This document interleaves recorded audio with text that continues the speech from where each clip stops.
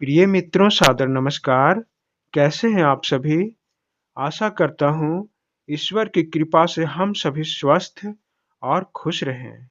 मित्रों, पौराणिक कथा जिन्हें सुनकर इस भौतिकवादी युग में परम शांति और ज्ञान मिलती है, क्योंकि पौराणिक कथा से हमारी आत्मा को आराम मिलती है। जैसे किसी पौधे या वृक्ष के जड़ में हम पानी देते हैं, लेकिन उस पानी का असर पूरे पौधे या वृक्ष में होता है, वैसे अच्छी सात्विक कथा सुनते तो हमारे कान हैं, पर उसका असर हमारी चेतना, विचार और आत्मा पर पड़ता है। ऐसे ही सात्विक पौराणिक कथा और जानकारी लेकर आज मैं आप सबों के सम्मुख प्रस्तुत हुआ हूँ। आशा है कि यह जानकारी जो मनुस्मृति में उल्लेखित है, मैं यह परम ज्ञान मनुस्मृति के अनुसार आप सबों को प्रस्तुत कर रहा हूँ। आशा है कि यह लेख आप सबों को अच्छी लगेगी। मनुस्मृति हमारे भारतीय संस्कृति के आचार संहिता का एक विश्वकोश है। मनुस्मृति में 12 अध्याय तथा 2500 श्लोक हैं, जिसमें हम इस सृष्टि की उत्पत्ति, हमारे संस्कार, नित्य कर्म और नैमित्तिक कर्म के ज्ञान अर्जित करते हैं। इस महान लेख में आश्रम धर्म, वर्ण धर्म, राजधर्म और मनुष्यों के प्रायश्चित करने की विधि का उल्लेख किया गया है। इसी महालेख मनुस्मृति के अनुसार जो व्यक्ति छोटी छोटी बातों पर किसी से भी विवाद कर लेते हैं, वह ऐसा जानबूझकर नहीं करते, बल्कि उनका स्वभाव ही ऐसा होता है। परंतु मनुस्मृति के अनुसार 15 लोग ऐसे बताए गए हैं जिनसे कभी वाद विवाद नहीं करना चाहिए। ये 15 लोग इस प्रकार हैं।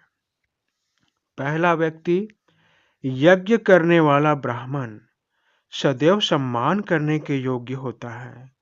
यदि यज्ञ कराते समय ब्राह्मण से कोई चूक भी हो जाए, तो कभी भी उसके साथ वाद विवाद नहीं करना चाहिए। यदि हम ऐसा करेंगे तो निश्चित ही हमारी प्रतिष्ठा धूमिल होगी। अतः यज्ञ कराने वाले ब्राह्मण से कभी वाद विवाद नहीं करना चाहिए। दूसरा व्यक्ति, अपने घर में सुख शांति के आगमन हेतु हम एक योग्य और विद्वान पुरोहित से पूजा पाठ करवाते हैं। पुरोहित के माध्यम से सही दिशा में चलकर हम भक्ति के मार्ग में जाकर ईश्वर की कृपा पा सकते हैं। यदि हमने पुरोहित से वाद विवाद किया, तो वह इसका गुस्सा या बदला गलत पूजा पाठ करवाकर हमसे ले सकता है, जिसके कारण हमसे पूजा पाठ में गलती हो सकती है। अतः कभी भी पुरोहित से झगड़ा नहीं करना चाहिए। तीसरा व्यक्ति, प्राचीन काल में उपनयन संस्कार के बाद बच्चों को शिक्षा अर्जित करने गुरुकुल भेजा जाता था। वहाँ आश्रम में बच्चों को आचार्य शिक्षा प्रदान करते थे। आज भी हमारे बच्चों को आचार्य या शिक्षक शिक्षा प्रदान करते हैं। यदि हमने कभी अपने बच्चों को पढ़ाने वाले शिक्षक से वाद विवाद किया, तो वह शिक्षक हमारे बच्चों को गलत शिक्षा दे सकता है। यह हमारे बच्चों पर ध्यान नहीं देकर हमारे बच्चों को अनदेखा कर सकता है। इसीलिए कभी भी शिक्षक से वाद विवाद नहीं करना चाहिए। चौथा व्यक्ति, हमारे संस्कार में अतिथियों को भगवान के बराबर समझा जाता है। यदि कोई भूला भटका व्यक्ति भी घर आ जाए, तो उसे अतिथि जानकर यथासंभव उसका सेवा सत्कार करना चाहिए। यदि घर आए अतिथि के हम आदर ना करें, उन पर क्रोध करके उनका अपमान करें, तो वास्तुशास्त्र के अनुसार भी उस घर में माता लक्ष्मी नहीं रुकती। और मनुस्मृति के अनुसार समाज में अतिथियों के द्वारा हमारी प्रतिष्ठा धूल में मिल जाती है और यदि कभी हम उसी अतिथि के घर अतिथि बनकर जाएं, तो हमें शर्मिंदा होना पड़ता है। इसीलिए अतिथियों से कभी भी झगड़ा नहीं करना चाहिए। 5वां व्यक्ति, माता ही शिशु की प्रथम शिक्षक होती है। एक माँ अपने शिशु को 9 महीने अपने गर्भ में धारण करती है और इस जीवन में चलना, उठना, बोलना सिखाती है।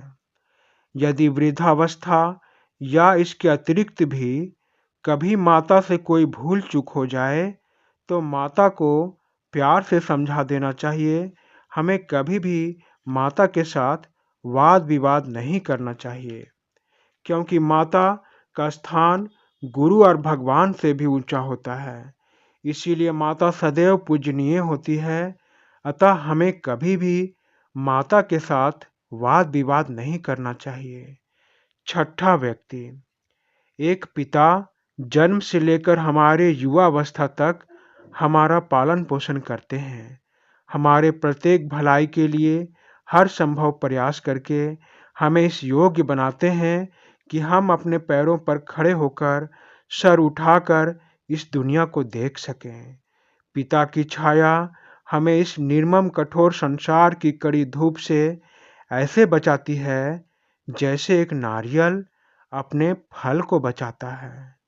अतः पिता सदैव पूजनीय होते हैं। अपने माता और पिता को प्रत्यक्ष ईश्वर जानकर सदा सम्मान देना चाहिए। जैसे हम ईश्वर से कभी झगड़ा नहीं करते, वैसे ही हमें माता और पिता से कभी भी विवाद नहीं करना चाहिए। 7वां व्यक्ति, मामा आदि संबंधी जैसे चाचा, चाची, बुआ, फूफा जी, ये सभी लोग बचपन से ही हम पर स्नेह रखते हैं। बचपन में कभी न कभी ये सदस्य भी हमारी आवश्यकताएं पूरी करते हैं। इनसे वाद विवाद करने से हमें समाज में सभ्य नहीं समझा जाएगा और हमारी प्रतिष्ठा को ठेस लग सकती है। इसीलिए भूलकर भी कभी मामा आदि सगे संबंधियों से वाद विवाद नहीं करना चाहिए। इन्हें समझाकर मामले को सुलझा लेना चाहिए। 8वां व्यक्ति, मनुस्मृति के अनुसार बड़ा भाई पिता के समान तथा छोटा भाई पुत्र के समान होता है। विपत्ति आने पर भाई ही भाई की मदद करता है। बड़ा भाई अगर परिवार रूपी वट वृक्ष का तना है, तो छोटा भाई उस वृक्ष की शाखाएं हैं।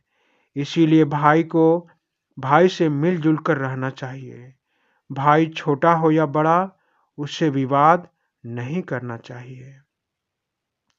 9वां व्यक्ति, भारतीय सभ्यता में बड़ी बहन को माता तथा छोटी बहन को पुत्री माना गया है। बड़ी बहन अपने छोटे भाई बहनों को माता के समान स्नेह करती है और संकट के समय सही रास्ता बताती है। इसी प्रकार घर परिवार में जब कोई शुभ प्रसंग आता है, तो छोटी बहन ही उसे महत्वपूर्ण बनाती है। बहनों के घर आने से भाइयों के घर का वातावरण सुखमय और समृद्धमय बन जाता है। इसीलिए मनुस्मृति में कहा गया है कि बहन के साथ कभी भी हमें वाद विवाद नहीं करना चाहिए। 10वां व्यक्ति, मनुस्मृति के अनुसार पुत्र को पिता के स्वरूप माना गया है, अर्थात पुत्र ही हमारे घर में पिता के रूप में पुनः जन्म लेते हैं। शास्त्रों के अनुसार पुत्र ही पिता के मरने के बाद पू नामक नरक से मुक्ति दिलाता है। इसीलिए उसे पुत्र कहते हैं। पू नाम नरक त्रायेतानि इति पुत्रः।